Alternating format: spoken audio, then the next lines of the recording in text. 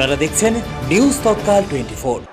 নমস্কার, নিউজ তৎকাল 24 এর পর্দায় আপনাদের সকলকে স্বাগত। আপনাদের সাথে রয়েছি আমি ত্রিশাগ্নি। দেখে নিন এখনকার সংবাদ শিরোনাম। ড্রামে তেল বিক্রির অভিযোগে ফের বিতর্কে শান্তির বাজারের ভৈরব এনার্জি পাম্প। শান্তির বাজারে সাবরুম আগরতলাগামী ট্রেনের ধাক্কায় এক যুবকের মর্মান্তিক মৃত্যু। মাই সারথি অ্যাপ চালু, ডিজিটাল মনিটরিং ব্যবস্থায় যুক্ত তপশিলি জাতি কল্যাণ, মৎস্য ও প্রাণী সম্পদ বিকাশ দপ্তর। সব উত্তীর্ণদের নিয়োগ দিন, শিক্ষা দপ্তরের দাবি জানালেন এসটিডিটি চাকরির প্রার্থীরা। সাবরুম নগর পঞ্চায়েতে শ্রমিকদের সঙ্গে দুর্ব্যবহারের অভিযোগ, তীব্র ক্ষোভ। ধর্মনগরে ওভারলোড ডাম্পারের দৌরাত্ম্য, বেহাল রাস্তা নিয়ে ক্ষোভ শহরবাসীর। দেখে নিন এখন সংবাদ বিস্তারিতভাবে।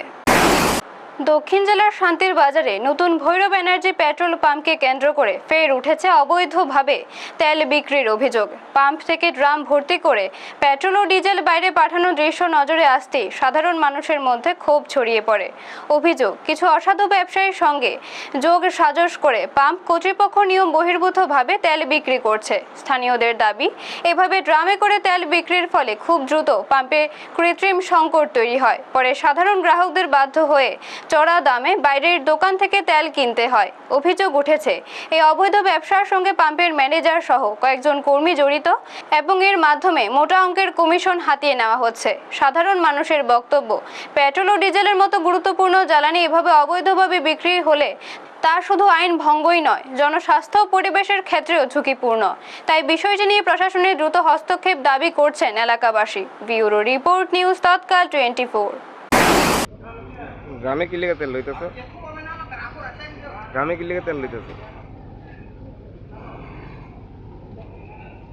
গ্রামটি কার? আপনার গ্রামে কি লেগে কই লই যেতেছেন তেলটি? গাড়ি লেগে লইছে। কয় লিটার? কয়টা ড্রাম আনছেন আপনি? দুইটা। দেখতেছি 60টা ড্রাম। দুইটা দিব না?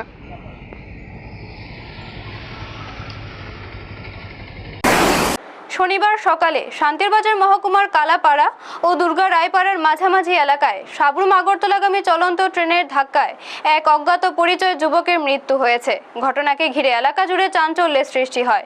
স্থানীয় সূত্রে জানা যায়, ভোর আনুমানিক 6টা নাগাদ রেল লাইনের মাঝে ক্ষত বিক্ষত অবস্থায় যুবকের মৃতদেহ পড়ে থাকতে দেখা যায়। খবর পেয়ে দ্রুত ঘটনাস্থলে পৌঁছায় মনপাথর থানার পুলিশ। ঘটনাস্থলে যান থানার ওসি জয়ন্ত দাসও। পুলিশের প্রাথমিক অনুমান, সাবরুম থেকে আগরতলাগামী ট্রেনের ধাক্কাতে ওই যুবকের মৃত্যু হয়েছে। রেলের ধাক্কায় যুবকের মাথা ও মুখ গুরুতরভাবে থেতলে যায়। স্থানীয়দের ধারণা, যুবকটি সম্ভবত সকালে প্রাতঃভ্রমণে বেরিয়েছিল। রেল লাইন ধরে হাঁটার সময় অসাবধানতা বশত এই দুর্ঘটনা ঘটে থাকতে পারে। উল্লেখ্য, এর আগেও একই এলাকায় ট্রেনের ধাক্কায় দুজনের মৃত্যু হয়েছিল বলে জানান এলাকাবাসী। খবর পেয়ে শান্তিরবাজার দমকল বাহিনীর কর্মীরা ঘটনাস্থলে পৌঁছে মৃতদেহ উদ্ধার করে ময়না তদন্তের জন্য শান্তিরবাজার জেলা হাসপাতালে পাঠান। পুলিশ একটি অস্বাভাবিক মৃত্যুর মামলা রুজু করে ঘটনার তদন্ত শুরু করেছে। এই মর্মান্তিক ঘটনায় এলাকায় শোকের ছায়া নেমে এসেছে। ব্যুরো রিপোর্ট, নিউজ তৎকাল 24। ঘটনা হয়েছে এবং কি দেখলেন এখন পর্যন্ত? আজ সকাল অনুমান 5:50-এর দিকে আমার কাছে একটা খবর আসে যে কার্মি বাজার কালাপাড়ার পাশে রেল ট্র্যাকের মধ্যে একটা অপরিচিত মৃতদেহ পাওয়া গেছে। সঙ্গে সঙ্গে আমরা স্টাফ নিয়ে আসি ঘটনাস্থলে। এসে দেখতে পাই আগরতলা থেকে সাবরুম থেকে আগরতলাগামী ট্রেনে একটা লোক কাটা পড়েছে ভোরবেলার ট্রেনে। তো প্রায় 50 মিটারের মতো ধাক্কা দিয়ে নিয়ে গেছে, মুখ এবং মাথা দুমড়ে মুচড়ে গেছে। তাকে চেনা যায়নি এখনও। এইখানে আরও আগেও 1-2টা সেম ইনসিডেন্ট হয়েছে, রেলের কাটা পড়ে মানুষ মারা গেছে। রাজ্য তপশিলি জাতি কল্যাণ দপ্তর, মৎস্য দপ্তর এবং প্রাণী সম্পদ বিকাশ দপ্তরকে আরও আধুনিক ও স্বচ্ছভাবে পরিচালনার লক্ষ্যে চালু করা হলো মাই সারথি অ্যাপ। মহাকরণের সংশ্লিষ্ট দপ্তরগুলোর দায়িত্বপ্রাপ্ত মন্ত্রী সুধাংশু দাসের অফিসে পদস্থ আধিকারিকদের উপস্থিতিতে এই ডাটা মনিটরিং প্ল্যাটফর্মের আনুষ্ঠানিক উদ্বোধন করা হয়। মন্ত্রী জানান, সরকারের কাজকর্মে স্বচ্ছতা ও দ্রুততা আনতেই এই উদ্যোগ নেওয়া হয়েছে। মাই সারথি অ্যাপের মাধ্যমে সংশ্লিষ্ট দপ্তরের বিভিন্ন তথ্য পূর্ণাঙ্গ ডাটা খুব সহজে আধিকারিকদের হাতে পৌঁছে যাবে। পাশাপাশি দপ্তরগুলোর কাজের অগ্রগতি, বিভিন্ন পরিকল্পনা এবং তার বাস্তবায়ন সংক্রান্ত তথ্য এই অ্যাপে আপলোড থাকবে। এছাড়াও বৈঠকের মাই নোট সংরক্ষিত থাকায় পরবর্তী বৈঠকে আগের সিদ্ধান্ত ও কাজের মূল্যায়ন করাও সহজ হবে বলে জানান মন্ত্রী। তার মতে এই ডিজিটাল প্ল্যাটফর্ম চালু হওয়ার ফলে প্রশাসনিক কাজ আরও গতিশীল হবে এবং সাধারণ মানুষও এর ইতিবাচক ফল পাবেন। ব্যুরো রিপোর্ট, নিউজ তৎকাল 24। আজকে আমার 3 ডিপার্টমেন্টের বিশেষ করে ফিশারি, এআরডিডি এবং শিডিউল কাস্ট ওয়েলফেয়ার, এই 3 ডিপার্টমেন্টের অ্যাক্টিভিটিগুলিকে অ্যাট এ গ্ল্যান্স ডিজিটাল মোডে রাখার জন্যে নতুন একটা লঞ্চ, আমরা ডিজিটাল লঞ্চ আজকে অ্যাপ আমরা লঞ্চ করেছি। এটাকে বলা হচ্ছে মাই সারথি অ্যাপ। তো এই মাই সারথি অ্যাপ ক্রিয়েট করার মূল উদ্দেশ্য হচ্ছে, যেমন ধরুন আজকালকে আমরা সমস্ত কিছু ডিজিটালি প্রিজার্ভ করছি বা রেকর্ডগুলিকে আমরা মেনটেন করছি, সেই জায়গাতে মনে করুন আমার ফিশারি ডিপার্টমেন্টে কতগুলি স্টেট ফান্ডেড স্কিম আছে, সেন্ট্রাল ফান্ডেড স্কিম আছে, এই সমস্ত তথ্য এই প্ল্যাটফর্মে থাকবে বা এই অ্যাপের মধ্যে থাকবে। এবং আমাদের কোন অফিসার কোন জায়গাতে কাজ করছেন, কত ফান্ড আমরা লাস্ট ইয়ার রিসিভ করেছি, এই বছর আমাদের কি ফান্ড রয়েছে, টার্গেট কি আছে, তারপর কোন কোন জায়গাতে আমাদের কি অ্যাসেট রয়েছে, আমাদের কোন স্কিমের কাজ কি অ্যাক্টিভিটিস আছে, এই সমস্ত কিছু কিন্তু আমরা এখন ডিজিটালি মনিটরিং করব। নিয়োগের আশায় অপেক্ষায় হাজারো চাকরি প্রার্থী, আর সেই দাবিতেই এবার সরব এসটিজিটি উত্তীর্ণরা।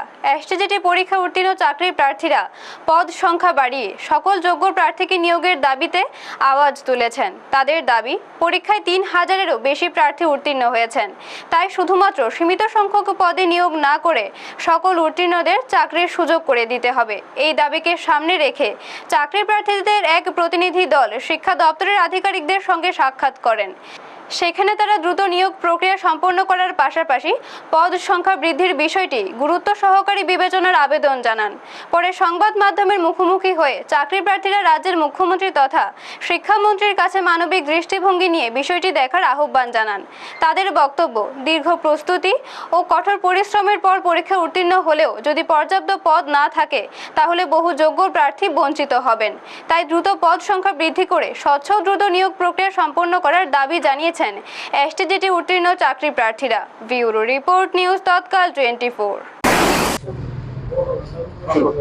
নমস্কার। প্রথমে এখানে যে রিপোর্টার ভাইরা আছে তারা এখানে আসার জন্য অনেক ধন্যবাদ। তাদের মাধ্যমেই আমরা আমাদের মুখ্যমন্ত্রীর মানিক শাহ মহোদয়ের কাছে আমাদের যে কথাবার্তা সেটা প্রকাশ করতে চাই। যে আমরা জানি যে আমরা গত 14 ফেব্রুয়ারি আমরা যে এসটিজি এক্সাম দিয়েছিলাম, তো আমাদের কিছুদিন আগে সেই রেজাল্ট বার হয়েছে এবং সবাই আমরা ওই রেজাল্টের ফলাফল দেখেছি।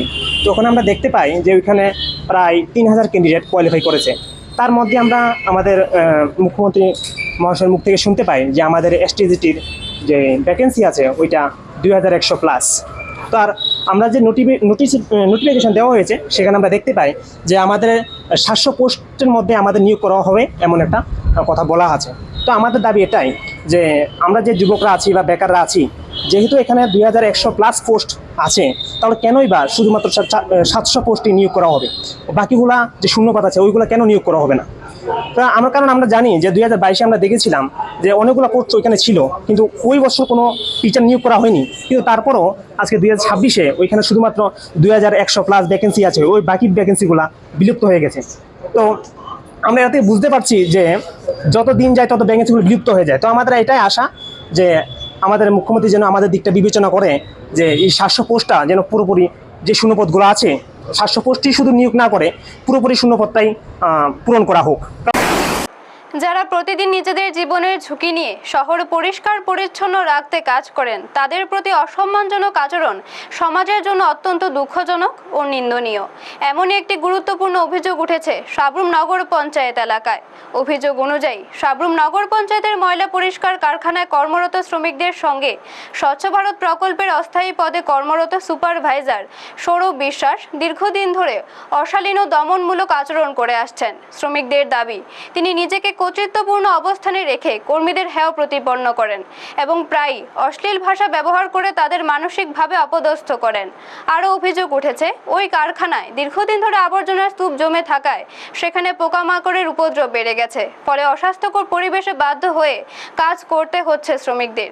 তাদের মতে ন্যূনতম নিরাপত্তা, স্বাস্থ্যকর পরিবেশ ও মানবিক মর্যাদা কিছুই নিশ্চিত করা হচ্ছে না।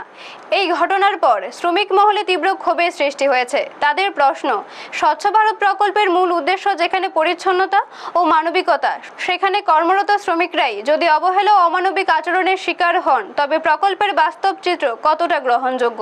পুরো বিষয়টি নিয়ে এখন প্রশাসনের নিরপেক্ষ তদন্ত ও যথাযথ পদক্ষেপের দাবি উঠেছে। ব্যুরো রিপোর্ট, নিউজ তৎকাল 24। বলেছি কালকে আপনারা মেম্বারে কইছে যাওয়ানোর লাগে, মেম্বার না মেম্বারে কইছে 1 নম্বর ওয়ার্ডের মেম্বারে কইছে আমরা যাওয়ানোর লাগে। আমরা আজকে গেছি, এর স্বামীর কাছে সৌরভে ফোন করে কইছে আমি জনের জন্য তারা বয় রাখ, আমি যাই দেখি কি ডিসিশন করি, কাজ করবো না করতো না। আমরা বলেছি এবার সৌরভে গেছে, যাই ওটা উল্টা পাল্টা কথাবার্তা হয়। এতে কয় একদিনে আমরা 100-200 কেজি মাল বাসে দিতাম। আমরা কইছি একদিনে আমরা একজনে 200 কেজি মাল আমরা বাসে দিতাম। এত মহিলা এত নোংরা যে গন্ধ দুর্গন্ধ লাই আমরা বইতে মারি না, থাকতে মারি না, আমরা কেমনে কাজ করি? এরপরে এবার হাতে মুখে বালসুল করে করানো আরম্ভ হচ্ছে। আমি কইছি আমি কইছি আজকে তুমি এনে বালসুল করে কথা কর, তোমার মাল লগে বাঙনের লগে এনে ব্যবহার করতে পারবে না। এখানে কইছে রাতে এবার কুড় দিয়ে তারপর চলে এসে আর তুলে গেলে মারতে বলে সোরা চলে এসে আমি করছে যাবো, যাই আমি ডাইরেক্ট মেম্বারের কাছে যাবো, মেম্বার কী কই সামু আর নগর পঞ্চায়েতে যাবো। ধর্মনগর শহরে ফের বেড়েছে ওভারলোড পাথর বোঝাই ডাম্পারের দৌরাত্ম্য। প্রশাসনের নির্দেশ ও নজরদারি সত্ত্বেও শহরের ভেতর দিয়ে অবাধে ভারী যান চলাচল করছে বলে অভিযোগ উঠেছে। এর জেরে রাজবাড়ী পেট্রোল পাম্প সংলগ্ন এলাকা, কলেজ রোড, হাসপাতালমুখী সড়ক ও বাজার এলাকার রাস্তাগুলি বেহাল হয়ে পড়েছে। কোথাও পিচ উঠে গিয়ে বড় গর্ত তৈরি হয়েছে, আবার কোথাও রাস্তা ভেঙে কাদা ও জল জমে যাচ্ছে। স্থানীয়দের অভিযোগ, অতিরিক্ত ওজনের ডাম্পার চলাচলের কারণে শুধু রাস্তা নয়, দুর্ঘটনার আশঙ্কাও বাড়ছে। মোটর বাইক ও ছোট যানবাহনের চালকরাই সবচেয়ে বেশি সমস্যায় পড়ছেন। ব্যবসায়ীরাও ধুলো ও যানজটের কারণে ক্ষতির মুখে পড়ছেন। শহরবাসীর দাবি, দ্রুত কঠোর নজরদারি ও কার্যকর পদক্ষেপ না নিলে পরিস্থিতি আরো খারাপ হতে পারে। ব্যুরো রিপোর্ট, নিউজ তৎকাল 24। সব দিকেই খারাপ, বুঝছেন না? আমরাও এমন একটা সিচুয়েশনে আছি, আমরাও যাইতে লাগে। রাস্তাঘাটের যে সমস্যা, সব দিকেই রাস্তা খারাপ। আর আমরাও অসুবিধা হওয়ার, আপনারাও মানে পাবলিকেরও অসুবিধা হয়। রাস্তা সব দিকেই খারাপ কথা। অনেক গাড়ি তো এরকম যায় দাদা, এখন চিন্তা করবে, এখন রাস্তাঘাট দেখেন বলতে হইলে তো গাড়ি তো যাইতে লাগবে। এখন গাড়িতে তো মাল না গেলে তো রাস্তাঘাটও বলতো না। কারণ রাস্তাঘাট বন্ধ হইলে তো গাড়ি মাল যাইতে হইব, যেতে হইলে তো রাস্তার দরকার। এদিকে জায়গা যেদিকে গাড়িতে যেতে হইব। এখনকার মতো সংবাদে এই পর্যন্ত। পরবর্তী সংবাদের জন্য চোখ রাখুন নিউজ তৎকাল 24 এর পর্দায়।